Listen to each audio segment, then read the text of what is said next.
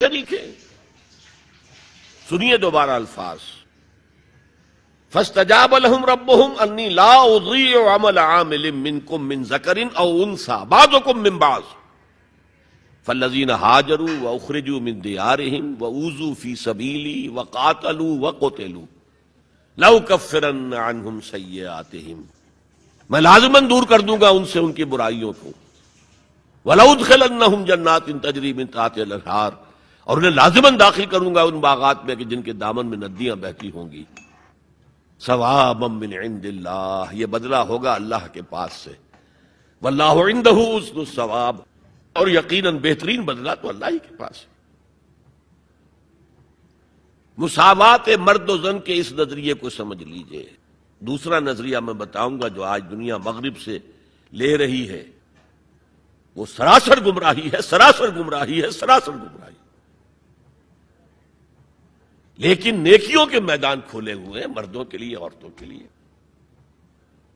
جو مرد کمائے گا نیکی وہ اس کے لیے ہے، جو عورت نیکی کمائے گی وہ اس کے لیے ہے۔ انڈیویجویلٹی ہے، فریڈم ہے، فریڈم آف ول ہے، مساوی ہے۔ اور اسی لیے میں نے یہ جو آیت ہے دیکھیے، اس میں 10 اوصاف میں مردوں عورتوں کو برابر برابر، عام طور پر قرآن کا اسلوب یہ نہیں ہے، اسے عربی میں کہتے ہیں برسبیل تغلیب۔ ایک مجمع ہے، مرد بھی ہیں عورتیں بھی ہیں، تو مذکر میں خطاب ہوگا، مؤنث کے صیغے سے خطاب نہیں ہوگا، وہ تابع ہیں ساتھ ہی آ جائیں گے۔ لیکن یہ آیت دیکھیے کتنی طویل ہے۔ ان المسلمین والمسلمات، یقیناً فرما بردار مرد اور فرما بردار عورتیں، والمومنین والمومنات، اور صاحب ایمان مرد اور صاحب ایمان عورتیں، والقانتین والقانتات، اور فروتنی اختیار کرنے والے مرد اور فروختنی اختیار کرنے والی عورتیں، والصادقین والصادقات، اور سچ بولنے والے مرد اور سچ بولنے والی عورتیں، والصابرین والصابرات، اور صبر کرنے والے مرد اور صبر کرنے والی عورتیں، والخاشعین والخاشعات، اللہ کے سامنے جھکنے والے مرد اور جھکنے والی عورتیں، والمتصدقین والمتصدقات، صدقہ دینے والے مرد اور صدقہ دینے والی عورتیں، والصائمین والصائمات، اور روزہ رکھنے والے مرد اور روزہ رکھنے والی عورتیں، والحافظین فروجہم والحافظات، اور اپنی شرمگاہوں کی حفاظت کرنے والے مرد اور اپنی شرمگاہوں کی حفاظت کرنے والی عورتیں، والذاکرین اللہ کثیرا والذاکرات، اور کثرت سے اللہ کا ذکر کرنے والے مرد اور کثرت سے اللہ کا ذکر کرنے والی عورتیں۔ اعد اللہ لہم مغفرۃ واجرا عظیما، اللہ تعالیٰ نے ان سب کے لیے تیار کیا ہوا ہے۔ اعد اللہ لہم مغفرۃ، ایک تو مغفرت انہیں ملے گی اور اجر عظیم ملے گا۔ یہ ہے وہ تصور مساوات مرد و زن، کوئی اونچا نہیں کوئی نیچا نہیں۔ البتہ اب میں اگلے قدم پر آ رہا ہوں۔ ابھی تک تو افراد کی بات ہو رہی ہے، اب وہ ایک مرد اور ایک عورت شادی کرتے ہیں۔ یہاں آپ کو سمجھ لینا چاہیے اب وہ برابر نہیں رہے،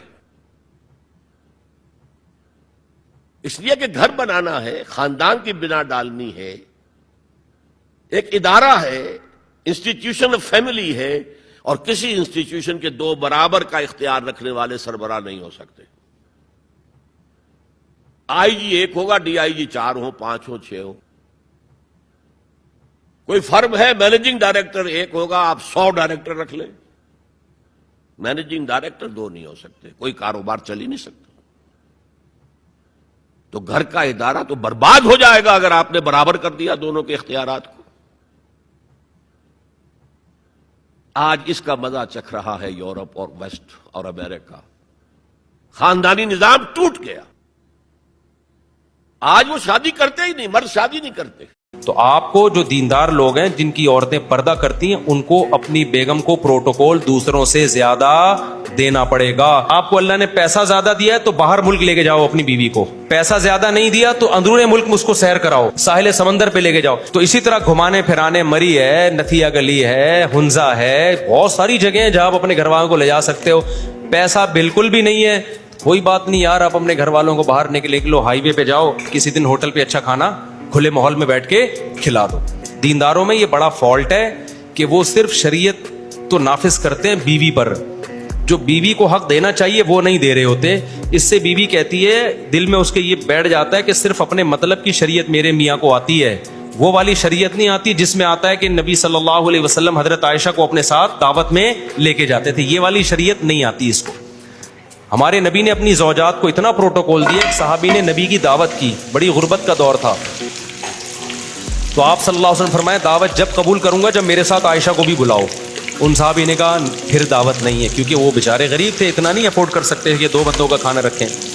تو نبی نے بھی منع کر دیا, بھائی میری زوجہ کو بھی ساتھ میں انوائٹ کرو گے تو آؤں گا ورنہ نہیں آؤں گا. ان صحابی نے کچھ وقت کے بعد, صحیح حدیث ہے, دوبارہ دعوت کی, یا رسول اللہ آپ کی دعوت میرے گھر پہ. آپ نے فرمایا عائشہ کو بھی بلاؤ گے تو پھر آؤں گا. انہوں نے کہا نہیں یہ نہیں ہو سکتا. پھر آپ نے فرمایا جاؤ, ہم بھی نہیں آ رہے. تیسری دفعہ پھر انہوں نے دعوت کی, آپ نے فرمایا عائشہ کو بھی بلاؤ, فرمایا ہاں دونوں آ جائیں.